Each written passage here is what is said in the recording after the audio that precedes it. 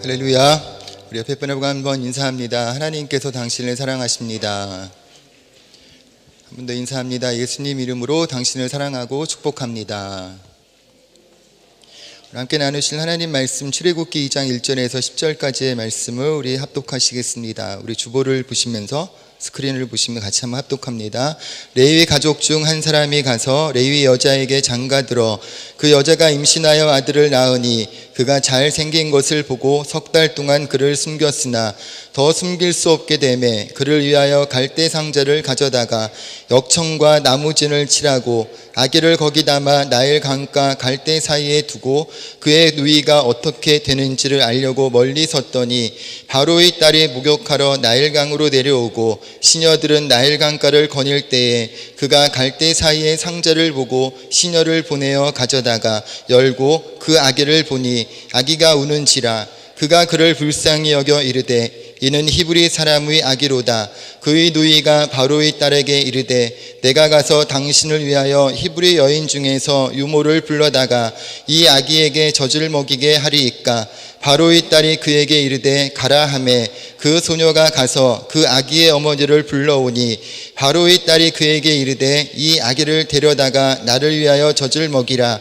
내가 그 싹을 주리라. 여인이 아기를 데려다가 젖을 먹이더니 그 아기가 자라매 바로의 딸에게로 데려가니 그가 그의 아들이 되니라. 그가 그의 이름을 모세라 하여 이르되 이는 내가 그를 물에서 건져내었음이라 하였더라. 아멘. 오늘 함께 봉독하신 말씀을 통해 하나님이 준비하신 한 사람이라는 제목으로 잠시 말씀을 나누겠습니다. 여러분 한 주 동안 평안히 잘 지내셨습니까? 저는 지난 한 주 동안에 우리 프랑크푸르트 교회협의 목사님들과 함께 키프로스, 사이프러스 섬이라는 곳에 다녀왔습니다.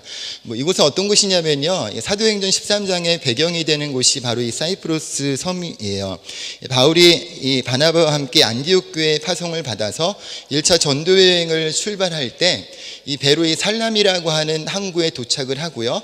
또 가로질러서 이 서쪽으로 있는 이 파포스, 바보라고 하는 지역으로 가서 그곳으로 이제 이 터키 지역에 가서 복음을 전하는 그 1차 전도 여행의 한 배경이 되는 곳이 이 키프로스 섬이라고 하죠. 그곳에 갔더니 이 바나바의 그 기념교회도 있고요.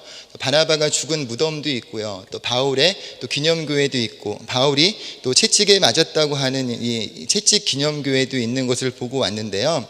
또 여러 가지 많은 것들을 좀 느낄 수 있는 그런 시간들이었습니다. 근데 어쨌거나 이제 그렇고요. 근데 이 곳이 재밌는 게 영국의 지배를 받던 나라예요. 그러니까 영국에 여러분 운전할 때 운전석이 어디 붙어 있어요? 대부분 오른쪽에, 영국은 오른쪽에 붙어 있죠. 사진 한번 보시면 이게 오른쪽에 붙었는데 제가 항상 왼쪽으로만 있는 운전석에 앉아서 운전을 하는데 처음 딱 갔더니 오른쪽에 운전을 하는데 이제 다 거꾸로잖아요. 왼쪽에 앉을 때는 차가 올 때 좌측을 보고 우회전을 하는데 오른쪽에 이 운전석에 있으면 우측을 보고 좌회전을 해야 되는 그런 상황이죠.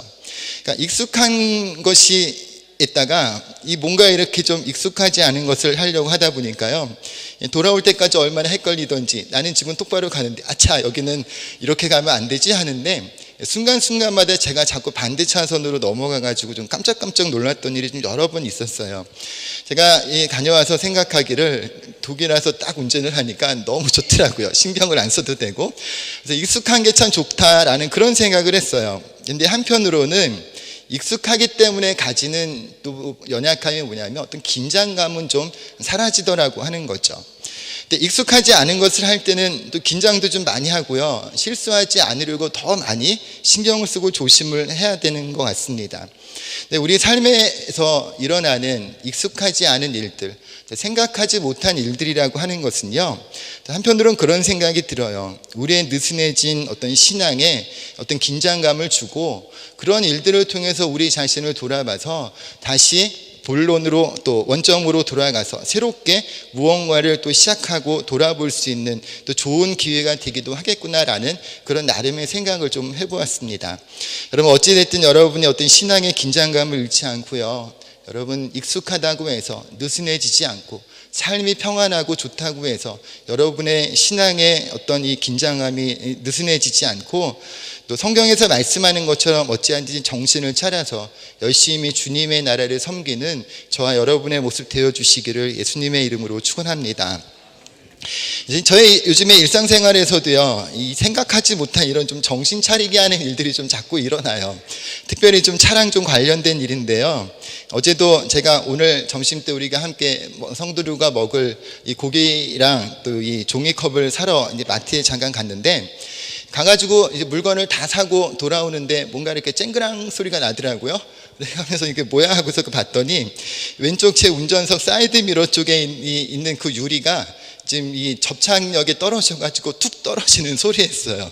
그래가지고 갑자기 이렇게 왼쪽을 보는데 뭐가 환하게 보여야 되는데 안 보이고 이게 시커먼 게 보이는데 이거 뭐야 하고 봤더니 제 차 유리가 뚝 떨어졌던 거더라고요. 그래가지고 가가지고 이 깨진 유리를 집어다가 어쨌든 오늘 교회로 와야 되니까 이 강력 접착제로 붙이고 이 테이프를 좀 붙여가지고 임시로 그렇게 해서 이제 왔는데, 이런 일을 자꾸 겪으면서 제가 생각하죠. 내가 뭐 잘못한 거 있나?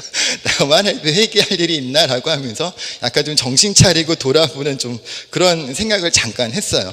근데 제가 이런 생각을 하는 이유는 어제 이 사이드 미러만 툭 떨어졌으면 이런 생각을 안 할 텐데, 제가 이 예비 금식 기도회 때 어떤 일이 있었냐면요. 첫날 이제 유럽 목사님들이 모이시는 날인데, 우리 교회에 오셔서 말씀 전해주신 강사 목사님하고 또 이제 일찍 오신 목사님들하고 점심을 먹으러 이제 갔어요. 점심을 잘 먹고 이제 차를 타고 중앙역으로 오시는 분들을 픽업하려고 차를 딱 출발을 했는데요. 갑자기 차가 막 우두둑 우두둑 소리가 나는 거예요. 그래가지고 차 터졌나? 펑크 났나? 하고서 한쪽에 세워놓고 봤는데 바퀴가 이상이 없고 멀쩡하더라고요. 그래가지고 내가 잘못 들었나 싶어서 다시 차를 출발하려고 하는데요. 여전히 차가 막 우두둑 우두둑 하면서 뭔가 철판 두드리는 소리가 크게 나는 거예요.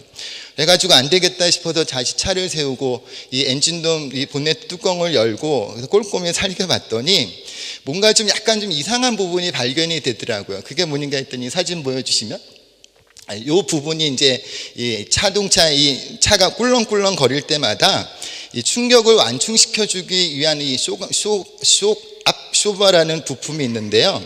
그거를 저 부분이 딱 잡아줘서 고정이 돼야지 이게 흔들리지 않게 되는데, 저 부분이 좀 녹슬어가지고 충격을 계속 받으니까 이게 뚝 부러져가지고 저 중간에 있는 나사 부분이 흔들흔들 거리면서 꿀렁꿀렁 거릴 때마다 이게 올라갔다 내려갔다 올라갔다 내려갔다 하면서 이 본네트 철판을 막 두드리는 소리였더라고요.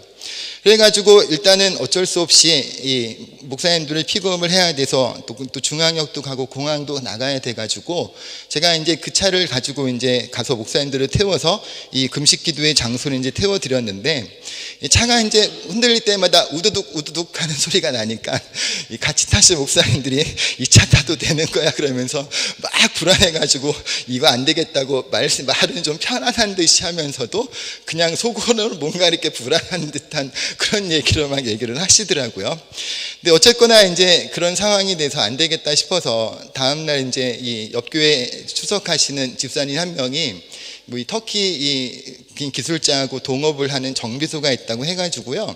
제가 그곳에 가서 이제 차를 맡기고 이제 수리를 한번 받아보려고 했는데, 그분이 이제 하시는 얘기가 좀 이렇게 약간 좀 이렇게 어떤 중고 재생품 같은 걸로만 하는 게 아니라 이 새 부품으로만 이제 교체를 하는 그런 곳이었는지 한쪽을 갈면 양쪽을 다 갈아야 된다라고 하면서 예상 비용 견적을 내셨는데, 제가 생각한 것에 한 몇 배나 비싼 어마어마한 가격을 이렇게 얘기를 하시는 거죠. 그러니까 제가 볼 때는 이게 이 부품 하나만 이게 보시면 다음 사진 보여주시면 이 부품인데요. 또 하나 보여주시면 요것만 이제 갈면 될 것 같은데, 이분이 이제 조금 앞에 보이는 그 전체 부품을 다 갈아야 된다고. 근데 차 특성상 한쪽만 갈면 안 되고 다른 쪽도 갈아야 된다라고 그렇게 얘기를 하시는 거죠. 근데 제가 고민을 하기 시작을 했어요. 한쪽 요 부품 하나만 작은 것만 달면 비용도 많이 안 들 것 같고, 성도의 귀한 헌금으로 사는 사람이 쓸데없는데 돈 나가는 것 같은 그런 속상한 마음도 들고, 당장 금요 기도회도 가야 되고 주일에 또 차를 써야 되고, 그 다음 주인데 협의회 총회 때문에 일주일 동안 자리를 비우기로 예정되어져 있고, 제가 없는 동안 어쩌든 급하게 좀 차를 쓸 수 있는 일도 생길 것 같은데, 정비소에 맡기자니 독일 정비, 한국은 가져가면 그냥 그날로 고쳐주잖아요. 근데 여기는 며칠씩 걸리고 잘 이렇게 시간도 많이 걸리고 하다 보니까 바로 해결될 것 같지도 않고 하는데, 과연 그럼 어떻게 하면 좋을까라고 이제 고민을 하기 시작을 했죠. 그러면서 이제 이거 수리하는데 어려울까라고 하면서 제가 유튜브로 이제 들여다보기를 시작했어요. 그랬더니 생각보다 되게 간단하더라고요. 그래가지고 그래, 이거 어차피 이거 일단 임시적으로라도 좀 해놓고 타야 되니까 한번 이거 직접 뭐 어려운 것 같지도 않으니까 내가 한번 부품을 사다가 직접 한번 해보자 해가지고 이제 부품을 주문을 하고요. 또 이제 염집사님한테 자동차 정비 도구를 빌리고요. 또 유튜브로 통해 가지고 수리하는 법을 몇 번을 걸쳐서 이제 구경을 하고 난 다음에 이제 아침에 금요일 날 목사님 가시고 난 다음에 점심 먹고 나서 밑에 내려가 가지고 장갑 하나 끼고서 이제 바퀴를 뜯어버리기 시작을 했죠. 하나하나 뜯고 또 유튜브에서 나온 것처럼 이 장비를 가지고 또 이렇게 부품을 다 풀르는데요. 너무 쉽게 진행이 되는 거예요. 그래가지고 제가 혼자 요즘 애들 말로 자뻑한다고, 아 그래 나는 역시 뭔가 이렇게 손재주가 있어 라고 하면서 진행을 하는데, 근데 이제 이 나사를 하나만 딱 빼면은 이제 순조롭게 진행이 돼가지고 그걸로 빼내고 또 부서진 부분을 빼내고 새로운 걸로 교체하면 되는데요. 근데 이제 문제는 그때부터 시작이 되는 거예요. 이 나사 하나를 풀어야 되는 도구가 없었던 거죠. 그러니까 어떤 게 없었냐면, 이게 없어가지고 19mm 이게 없어가지고 이제 그때부터 헤매기 시작을 하는 거예요. 다른 거 다 풀어놓고 요거 하나만 빼면은 딱 빠지는데 요게 하나가 없다 보니까 이게 막 빠지지가 않는 거죠. 이게 지난주 금요일에 있었던 일인데요. 근데 이런데 이게 안 되니까 이렇게도 해보고 저렇게도 해보고 시간은 지나고 힘만 들고 안 되다가 이러다가는 금요 기도에도 못 가겠구나 싶어가지고 다시 원래대로 조립해 놓고 내일 이 도구를 사다가 다시 시작을 해야지라고 하는데, 이게 다른 부분을 풀어놓으니까 이게 힘을 받아가지고 그 부분이 걸려있는 상태로 쑥 빠져버리는 거죠. 그러니까 이때부터 이제 이게 어떻게 원래대로 하지도 못하고 풀르지도 못하고 그러면서 이제 차체는 약간 좀 뭔가 이렇게 뭐 휘어지는 것 같은 그런 무서운 마음도 들고 그래가지고, 야 이거 괜한 짓 했다가 이러다가 차 완전히 못 쓰게 내는 거 아니야 라고 하면서 한참 이게 겁먹고서 어떻게 하다가 겨우 이제 원상복구 시켜놓고 이제 그 다음날 그날 이제 금요일 기도에 가고 이렇게 해서 예배를 잘 마치고 왔어요. 그러고 나서 이제 토요일 날 오전부터 이제 자전거를 타가지고 이 부품 렌치를 사러 갔다 오고, 또 뜯은 부품을 가지고 자전거를 타고 몇 번 왔다 갔다 해가지고 그날 이제 오후쯤에 차를 해결을 해서 결국은 이제 주일날 차를 타고 오는데 아무런 문제 없이 이제 타고 오게 됐죠. 수리를 다 하고 난 다음에요, 한편으로는 참 재밌었어요. 이건 이렇게 하는 것도 재미있구나. 이 직접 정비를 한번 해보는 것도 또 어떤 면에서는 재미도 있겠구나. 또 한편으로는 비용도 절감되기도 하는구나 라고 생각을 했는데, 또 한편으로는 생각하기를 이 일이 이렇게 고생스럽게 하루 종일 매달려서 있을 일이었나 하면 그런 생각이 들었다는 거죠. 사실은 유튜브를 볼 때는 굉장히 좀 쉬웠어요. 물론 제가 전문가가 아니기 때문에 또 처음 해보고 시도하는 일이기 때문에 시간이 걸릴 수밖에 없는 일이었겠지만, 생각한 것보다 너무 몇 배의 시간이 들고 몇 배의 힘이 들어가지고 진짜 세상 말로 이게 뭐한 짓이야 라고 하는, 이러다가 진짜 돈 조금 아끼겠다고 완전 차 완전히 홀라당 망가버릴 뻔한 그런 일을 겪으면서 일이 이렇게 고생할 일이었나 라는 그런 생각이 들더라는 거죠. 그래서 이제 생각하기를, 그 19mm 렌치 하나만 있었으면, 그 도구 하나만 있었으면 이렇게 어려운 일을 겪지 않고 쉽게 해결했을 텐데 그놈의 도구 하나가 없어가지고 내가 이런 고생을 했지라고 하는 그런 생각이 들기도 하고요. 또 한편으로는 어떤 생각이 드냐면, 좀 더 이 수리하는 방법을 좀 더 잘 배우고 필요한 도구가 뭔지를 점검을 해서 없는 부분은 가져다가 준비를 해놓고, 그리고 나서 또 이 방법대로 배운 대로 하나하나 차근차근 순서를 따라가서 진행을 했다면 좀 덜 힘들었을 건데, 제대로 잘 배우지도 않고 그냥 한번 보고서 무작정 바퀴를 풀고 또 나사를 풀고 하는, 덤벼들고 하는 가운데, 그리고 정작 어떤 도구가 준비가 안 된 상태에서 마지막 풀어야 될 게 풀어지지 않는 바람에 몇 배나 되는 그런 힘이 드는 그런 일을 겪게 된 거죠. 그러면서 다시 한번 생각했어요. 참 내가 일하는 게 이렇게 허술하구나. 이렇게 준비성이 없이 무작정 덤벼들어가지고 또 하지 않아도 되는 고생을 쉽게 해결할 일을 이렇게 어렵게 또 힘들게 했구나라고 하는 그런 생각을 좀 하는 그런 시간들이었어요. 여러분, 하나님도요, 하나님의 일을 이루기 위해서 무엇이 필요하냐면 일종의 하나의 도구가 필요하세요. 제가 이 말씀을 드리려고 차에 대한 이야기를 드리는 거예요. 이 도구가 뭐냐면요, 바로 하나님 보시기에 바로 우리들 한 사람 한 사람이 하나님의 도구라고 하는 거죠. 하나님은요, 누구를 통해서 일하세요? 사람을 통해서 일하세요. 그래서 이 당신의 일을, 하나님의 이 구원 경영의 이 계획을 이루기 위해서 과연 누구를 보내고 누구를 사용할지 고민하시는 것이 주님의 마음이에요. 이사야서 6장 8절 말씀 이렇게 말씀하죠. 같이 한번 읽어볼까요?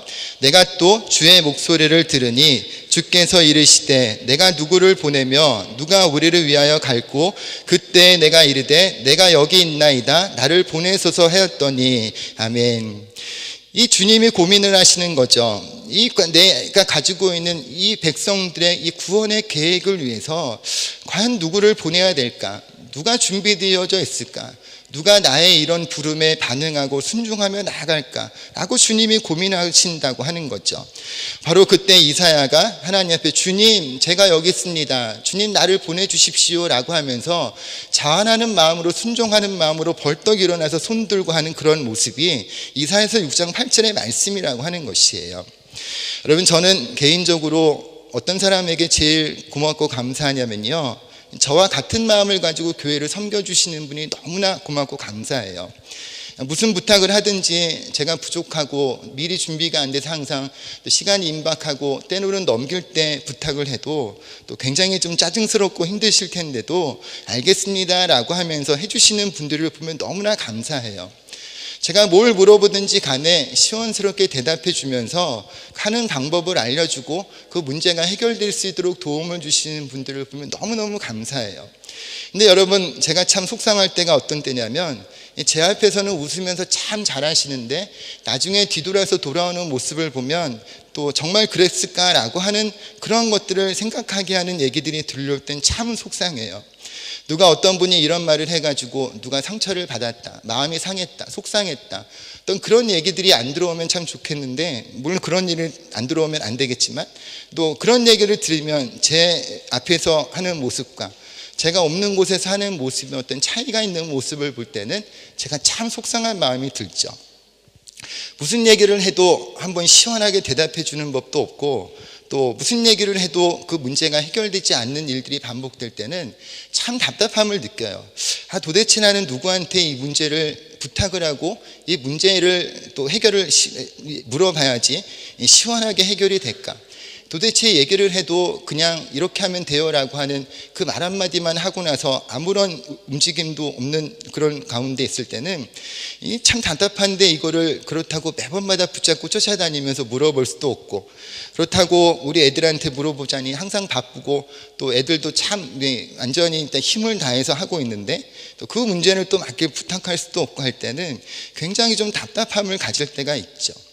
주님의 마음도 그런 마음이 아닐까 싶어요. 주님이 누구를 보낼까? 누가 나를 위해서 이 일을 해결해 주고 누가 나를 위해서 이와 같은 구원의 경영을 위해서 일을 할까라고 그렇게 고민할 때, 주님 걱정하지 마십시오, 제가 가겠습니다라고 하는 그런 고백을 하는 사람이 있다면 주님은 그 사람 때문에 마음이 굉장히 시원함을 느끼지 않을까라는 그런 생각을 해보게 돼요. 여러분, 오늘 이 시간에 주님 앞에 예배할 때 여러분이 주님의 은혜를 얻는 사람이 돼서 주님의 마음을 좀 시원하게 해주는 사람들이 되시기를 예수님의 이름으로 부탁을 드립니다.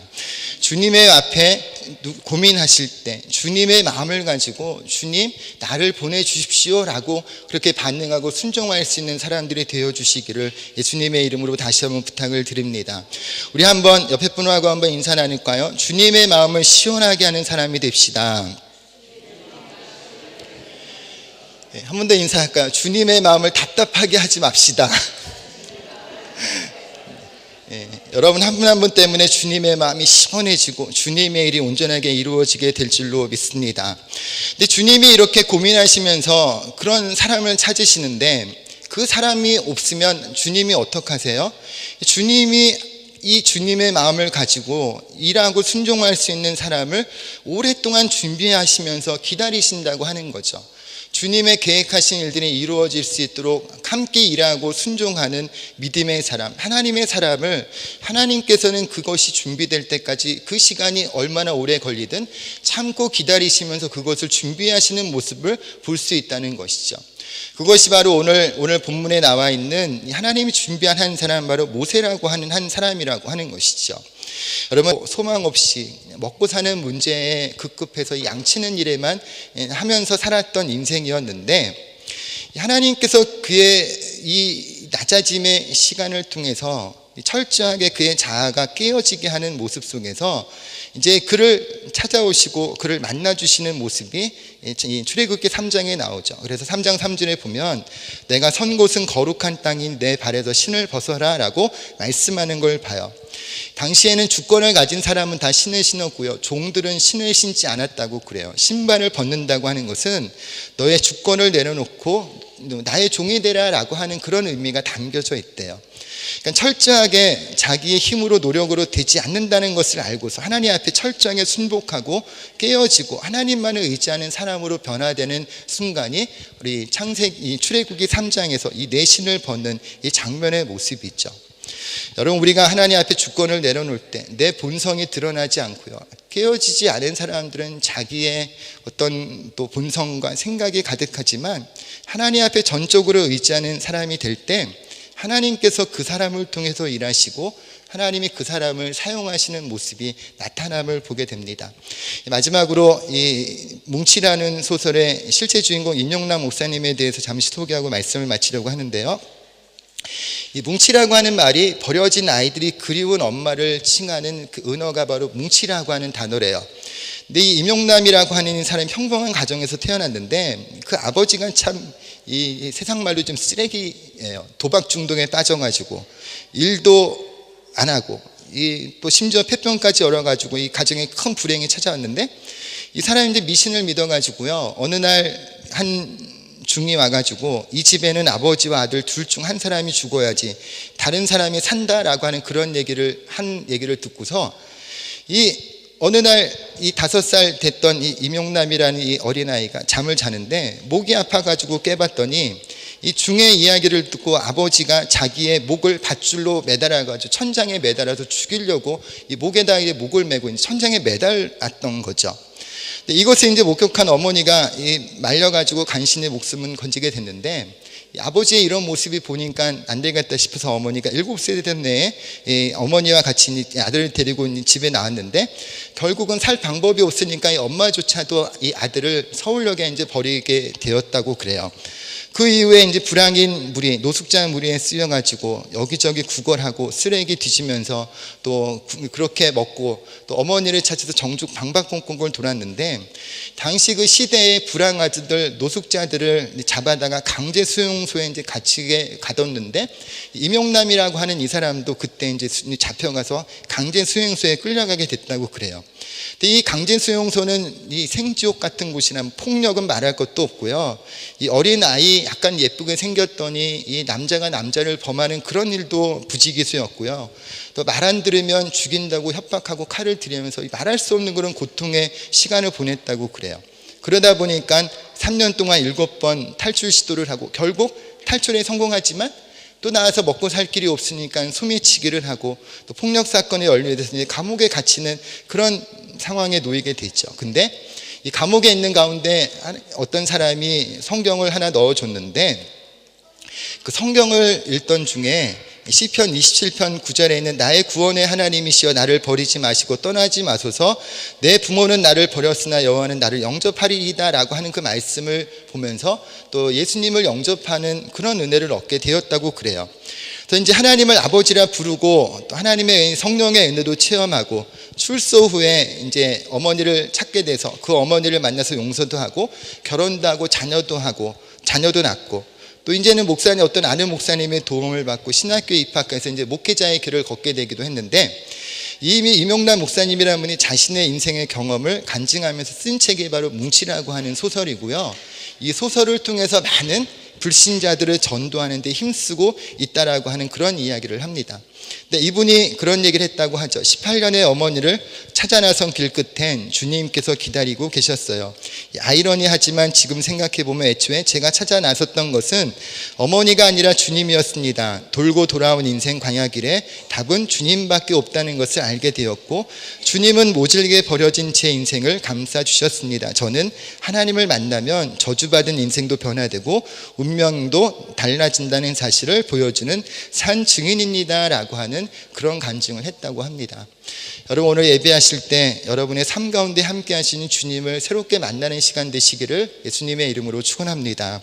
열심히 살아가는 것도 중요하고 노력하는 인생도 중요하지만 하나님께서 우리에게 삶의 자리를 이끄시고 길을 열어주시지 않으면 우리의 모든 노력은 헛된 것이 될 수밖에 없음을 많은 사람들의 인생의 경험을 통해서 우리가 잘 알고 있죠.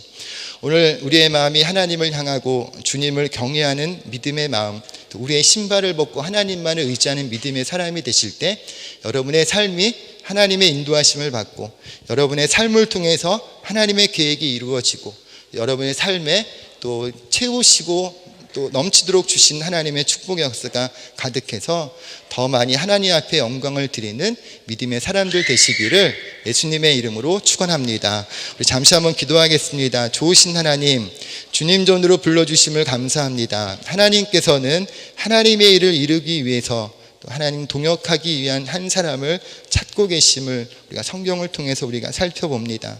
주님, 내가 누구를 보내며 누가 우리를 위하여 갈꼬라고 고민하실 때 하나님, 우리의 마음이 하나님을 경외하는 믿음의 사람들, 하나님을 믿는 믿음의 사람들이 되게 하여 주셔서 주님, 내가 여기 있사오니 나를 보내주십시오 라고 자원하고 고백하는 믿음의 사람들이 될 수 있도록 주님 은혜를 더하여 주옵소서.